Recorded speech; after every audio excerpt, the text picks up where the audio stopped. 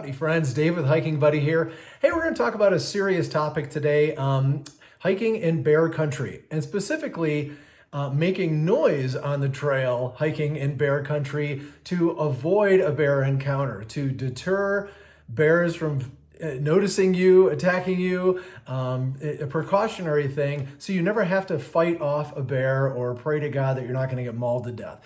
So the first thing, and as you're, investigating trails in your state parks, national parks, whatever, you're probably just going to go on the website and Google hiking in bear country like I did for the National Park Service.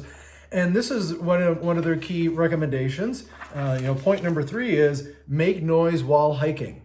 Okay, sounds pretty simple, right? But what does noise mean to the common person? Well, they give you 3 practical tips here, which I say pretty much don't follow. Talk. Okay, talk if you have a partner or a hiking partner. Sing loudly. I mean, okay, if you're really into singing and you like karaoke and you're into singing, that's fine, but most people don't, right? Clap your hands. Okay, so these are the only 3 things that park services pretty much nationwide will advise you to make noise. I don't recommend you do any of those things. I've got 4 other more practical, effective, easier ways, louder ways to make noise on a trail that's really going to alert bears to your presence so they scatter, so they get out of the way, so we never have to encounter them in the first place. Now, if you're a Hiking Buddy follower on my Facebook page, look in my photos section and you'll see my bear action plan. There I highlight not only these 4 methods to deter a bear encounter in the first place, to announce your presence by making noise, but also what to do if that doesn't work. If you have to divert your attention from the bear, if you have to defend yourself against a bear. That's in my bear action plan, Facebook under the photos. So before we dive into the 4 different techniques to make noise on a trail, I want you to watch this short video of me demonstrating all 4 techniques and see if you can identify each and every one of them.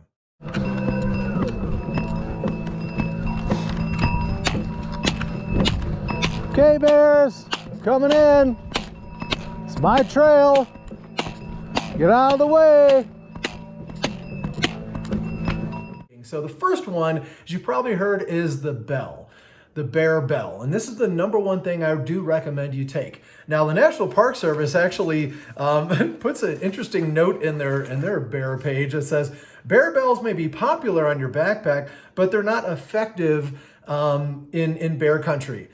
Bears won't necessarily hear you until you're too close. Well, you know why? And I think I know why. This is what they consider a bear bell. If you go into a sporting goods store today and you ask for a bear bell, this is what you're going to get. This rinky-dink little jingle bell that sounds like it belongs on your Christmas tree, right? This is not loud enough and doesn't have a low enough frequency. You need a deeper, lower frequency, and quite honestly, a larger bell will produce that type of sound that you want. This is the actual bell that I use every day when I'm hiking, okay? Let me play it for you. Louder than this. So volume is louder and the frequency is lower.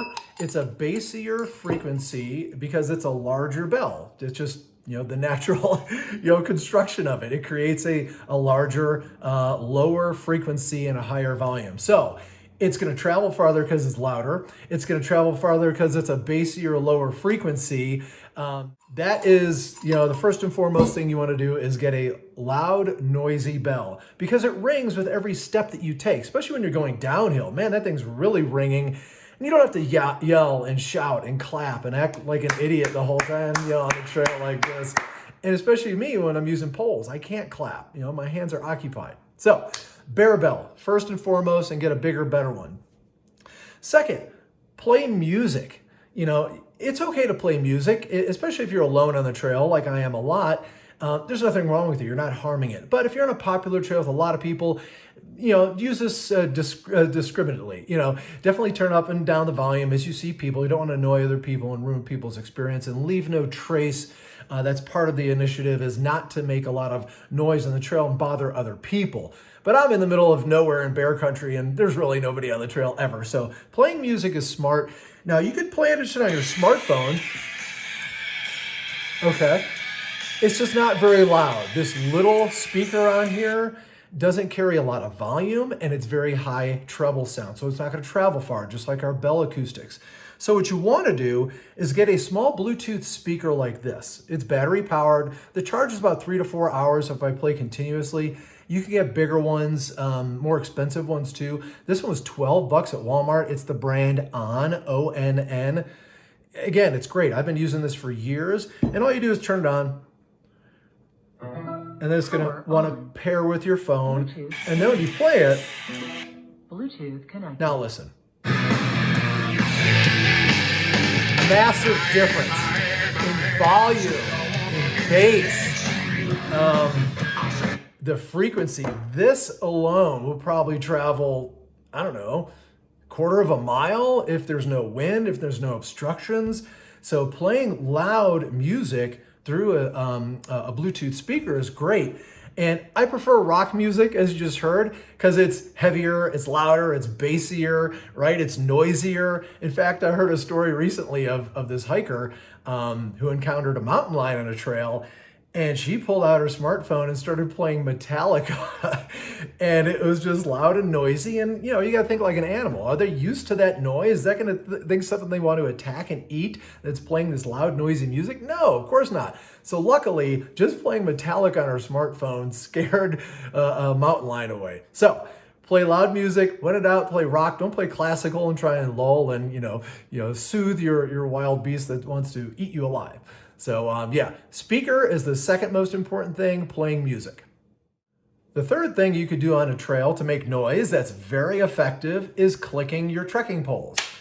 As you notice from all my videos, I'm always carrying trekking poles for a variety of reasons. Balance, stability, I could use it as a variety of things, a weapon, bear notification, a splint, stretcher, even bear deterrence. I could throw it at them and scare them.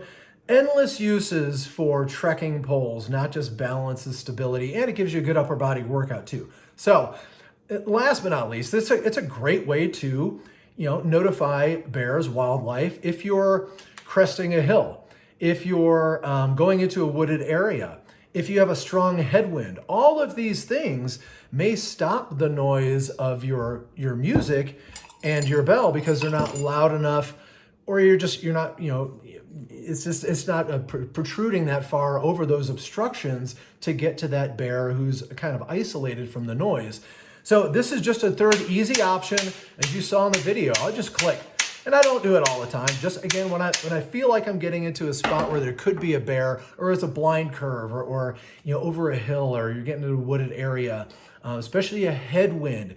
If there's wind coming at you, something can't hear you that way, okay? Because they're in the wind noise. So you got to make a lot of noise to let them know. And now we've got 3 different ways to make noise. We've got your bell and your music speaker, and then clicking poles.